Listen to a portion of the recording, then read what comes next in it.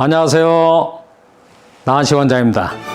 만성 두드러기 증상을 겪는 분들이 한의원에 내원하여 상담을 시작할 때 저는 두드러기 증상이 언제 시작되었는지 또 그동안 어떤 방법으로 치료를 해오셨는지를 질문드립니다. 그러면 그분들이 한결같이 이런 말씀을 하는 경우가 많습니다. 예전에 어떤 음식을 먹었었는데 그때부터 두드러기 증상이 발생하여 지금까지 지속하여 나타나는 것은 아마 그 당시에 섭취했던 음식으로 인하여 발생한 것이 아닌지 라고 말씀을 하십니다.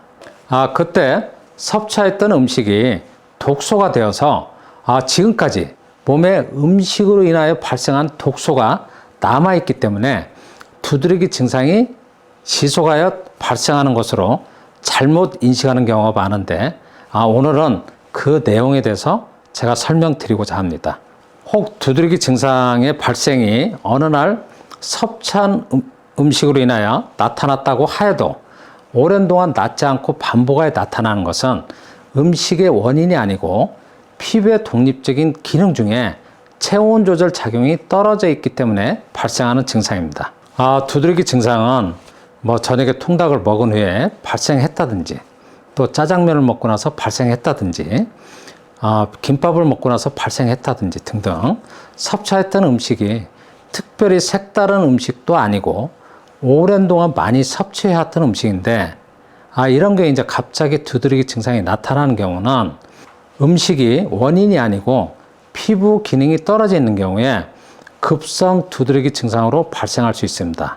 그러면 처음에 가볍게 발생한 증상이 왜 낫지 않고 지속하여 발생하여 만성 두드러기 증상으로 진행되고 있는지, 그 이유는 피부 기능이 정상적인 기능보다는 많이 떨어져 있기 때문입니다. 그러나 대부분은 음식을 섭취하고 나서 두드러기 증상이 시작되었기 때문에 섭취한 음식을 원인으로 당연히 기억할 수 있지만 그때 섭취한 음식이 두드러기 증상의 발생의 원인은 아니고 그때 본인의 피부 기능이 떨어져 있었기 때문에 두드러기 증상이 발생하였고 또 만성으로 진행되어 나타난 것으로 생각하시길 바랍니다. 피부과에서는 두드러기 증상이 발생하면 섭취하는 음식부터 질문하는 경우가 많아서 많은 분들은 두드러기 원인이 섭취하는 음식으로 인하여 발생하는 것으로 고정관념을 갖고 있습니다.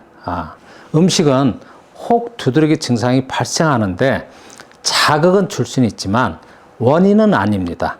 만성 두드러기 증상을 겪고 계신 분들은 증상이 발생했을 때 섭취한 음식이 원인인 것처럼 지금도 그런 생각을 혹 하고 계신 분도 있고 하고 계신다면 지금부터는 두드러기의 원인은 그때 섭취했던 음식이 아니고 피부의 독립적인 기능 중에 체온 조절 기능이 떨어져 있었기 때문에 두드러기 증상이 발생했던 것으로 생각해 주시길 바랍니다.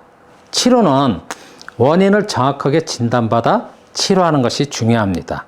혹 히스타민을 많이 유발하는 음식을 섭취하여 발생하는 것으로 생각하시는 분들도 있지만 아무리 음식으로 히스타민 자극을 받는다 해도 피부 기능이 정상적으로 이루어지면 또 피부가 건강하다면 두드러기 증상은 나타나지 않습니다. 두드러기 증상은 섭취하는 음식으로 인하여 나타난 증상이 아니어서 저는 두드러기 증상으로 내원하시는 모든 분들에게 오늘부터는 모든 음식을 섭취하면서 치료하세요 이렇게 설명을 드립니다. 두드러기 증상이 처음으로 나타났을 때 내가 어떤 음식을 먹었지 그런 기억은 치료에 있어서 중요한 내용은 아닙니다. 오늘 제가 두드러기 증상이 나타났을 때 음식으로 나타난 게 아닌가 하고 생각하시는 분들이 많아서 좀 여러 가지 설명을 드렸는데 이해되셨나요? 오늘 또 제 설명을 경청해 주셔서 감사드립니다.